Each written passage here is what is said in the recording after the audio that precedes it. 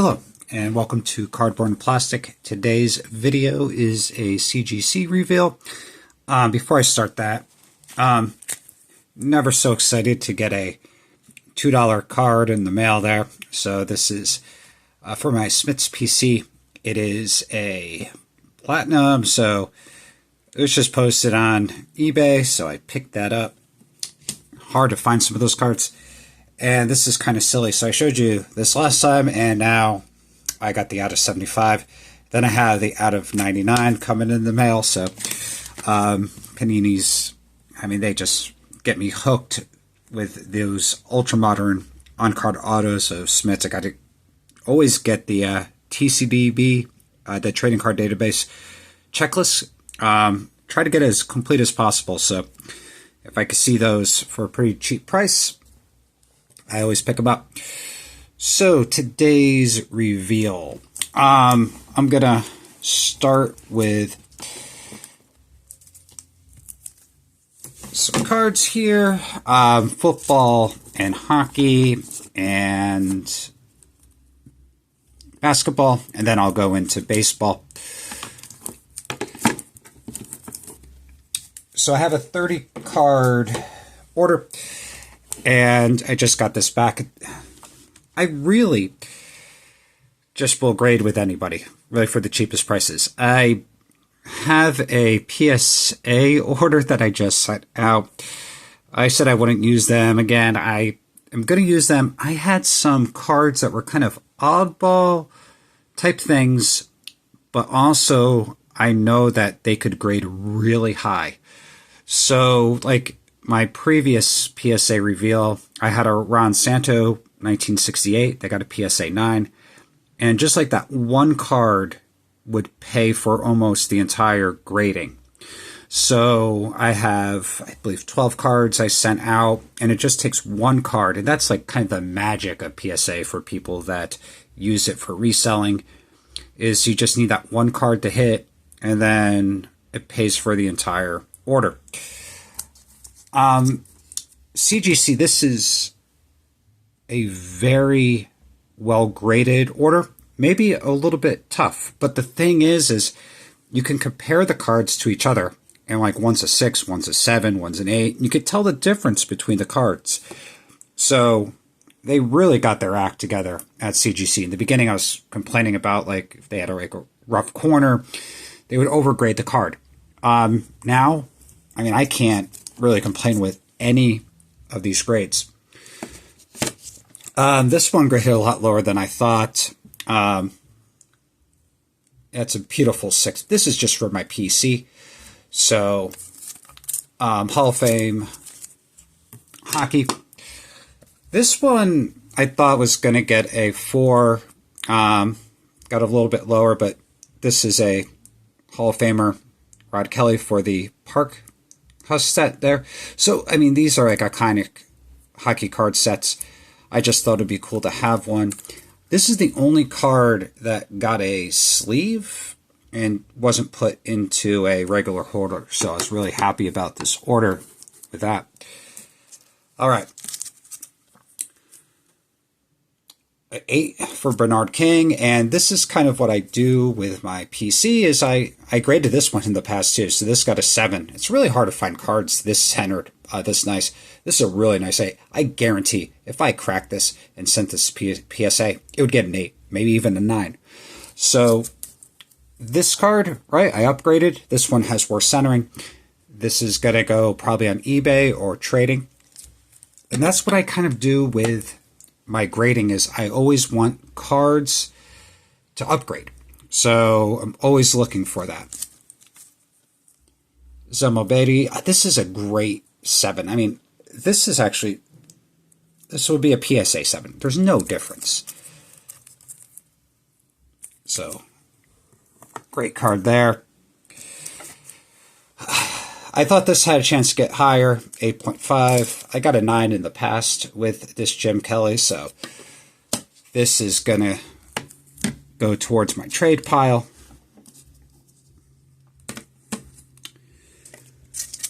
Here's another card. I thought this had a chance for like an 8.59. Got an 8 for the Mike Webster. And I have got an 8.5 in the past. So, again, just probably keep the better version, but sometimes I'll look at the cards too, and if I think the 8's nicer than the 8.5, I'll get rid of the 8.5.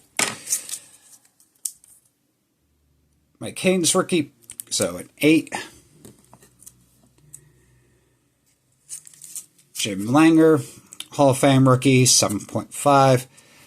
I had this sitting in my case, which is a really nice card, but it's off-centered, so it's really hard to find cards this centered. But this is what I've been doing, make my own labels. And this card is going to be cracked out of that Zion Mag Pro and probably just sell it raw through eBay. It's not worth grading. And this card was really nice. I decided to get it graded. I mean, this is a great candidate to break out, give to PSA. Guarantee would get the same grade. Really clean Unitas 1968. All right. So that takes us into baseball. And kind of clear these out here.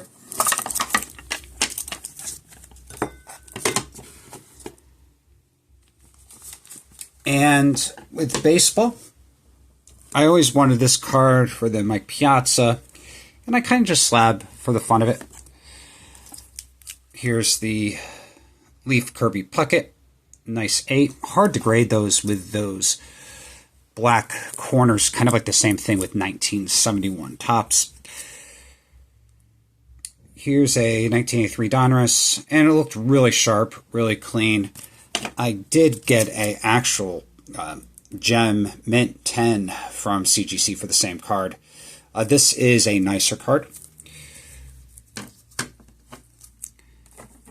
Now, this one I thought was an 8 all day long. And I actually just graded this, which actually got an 8.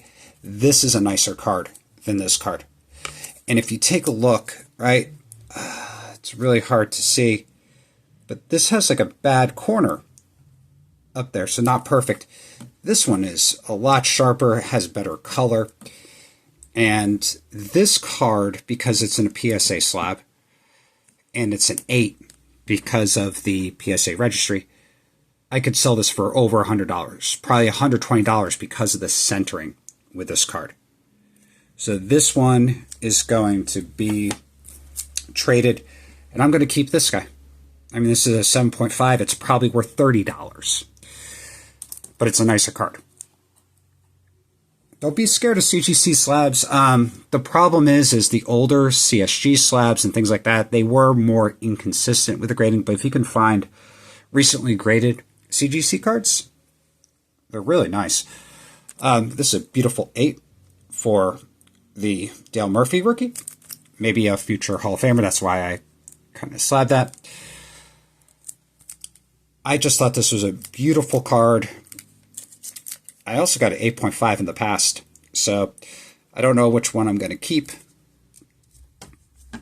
So I got to go through that.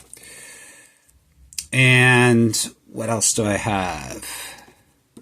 Oh, I can't get better than this. I thought this was an 8. I got a 7.5 for the Winfield rookie. I'm going to keep that one. I did have a one grade in the past, which got a 7.5, but it's in that stupid plastic sleeve. So I'm going to keep the new one there. But I haven't been able to get, I got like 3 PSA 7s, and then I got 2 CGC 7.5s, all from raw purchases. So I can't get better than that 7.5. I always want that 8. Kind of, I have the Henderson in an 8. I have the Ozzie Smith in an 8. I want to get that one in an 8 too. Oops. So I think that takes us to some more baseball. So kind of like going back in time here. 1973 Tom Seaver, got a 6. These are hard to grade, so I'm happy with that grade. This card just looks so nice that I wanted to grade it, and they agreed with me. Got an 8.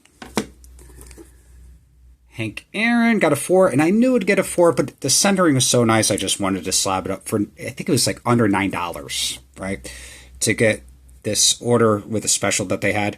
This is a slightly nicer card, but the corner is dinged up there. This card does have like a small crease in it, so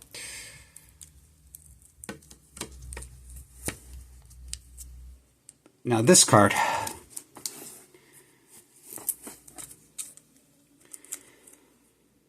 I thought this was a 7 all day long, and actually I graded a card that's not as nice. I mean, these cards are almost identical. This one, because it's in a PSA 7 slab, I mean, these things been going for $150, $200. This guy, because it's in a CGC 6.5, I would be lucky to sell this for 30 bucks. Right? So, this is going away. I am keeping the 6.5 from my PC, and then I'm going to take that 7 and sell that for, or trade that for something else that I need that's a little bit more rare. I mean, those cards are pretty common. This got, oh, and let me keep that off to the side. I'll show you why in a second.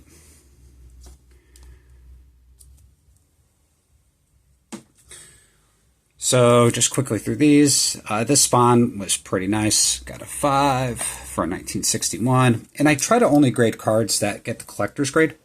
So like for 60s, I want a 6, 70s, I want a 7. And that's kind of just what I do. But that card, I thought I had a chance for a 6, but got a 5. Perfect for my PC.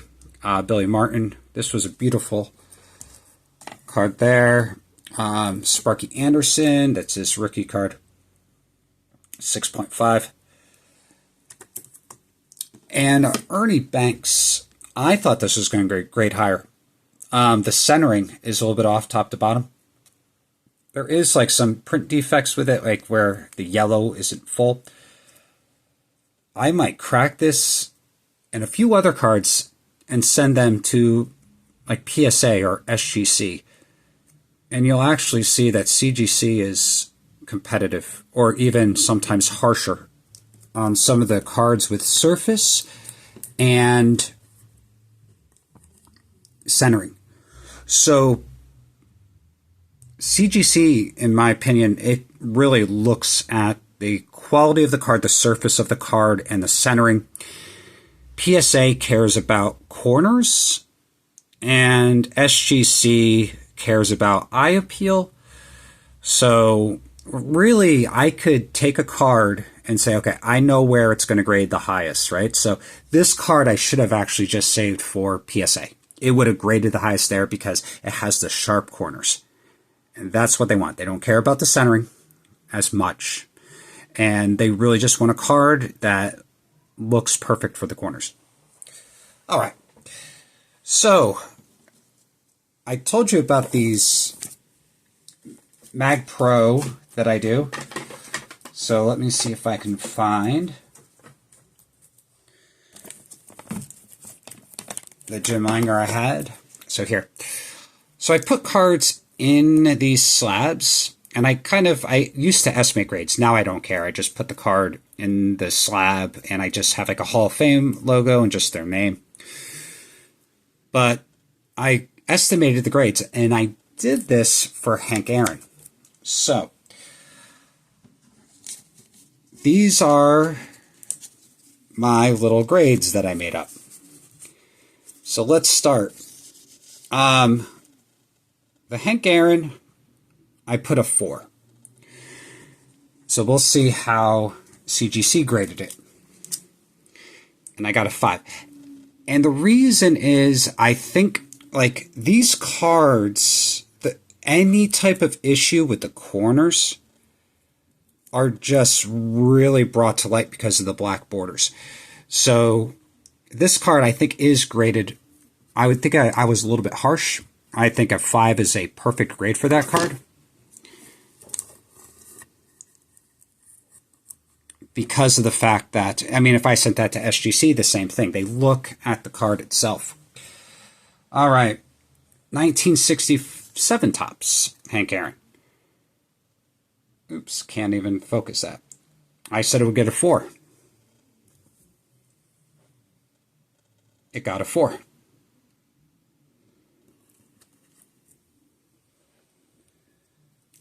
$1966 Topps. I had 2 of these. One of them, I said, was a 3.5.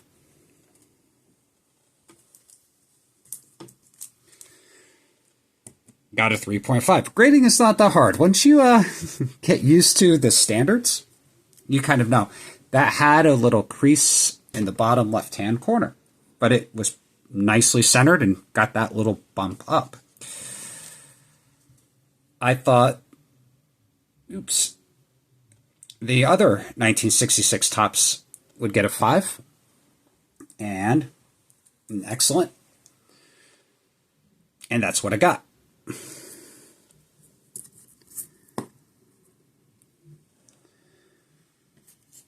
Got 2 more left. I thought my 1963, let's see if we can get this there. 1963 Topps Hank Aaron would get a 5, and I bought this raw on the internet, by the way. Raw cards can still grade decent.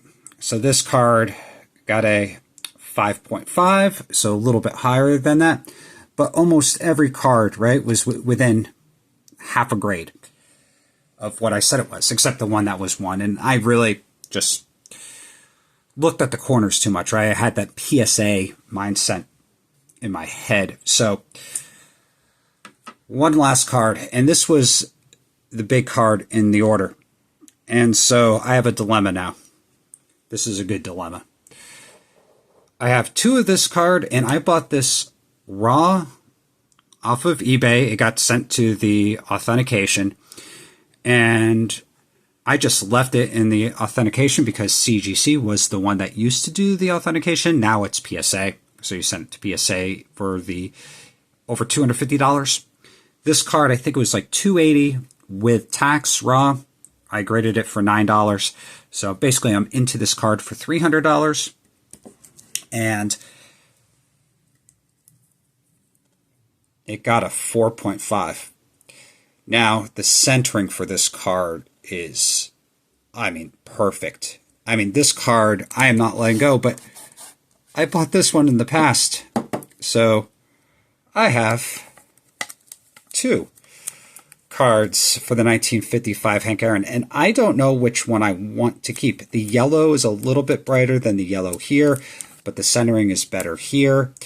The corners are better on this. These are actually have some pretty rough corners, but it's, I mean, almost perfectly centered as well. So in the comments below, what should I do?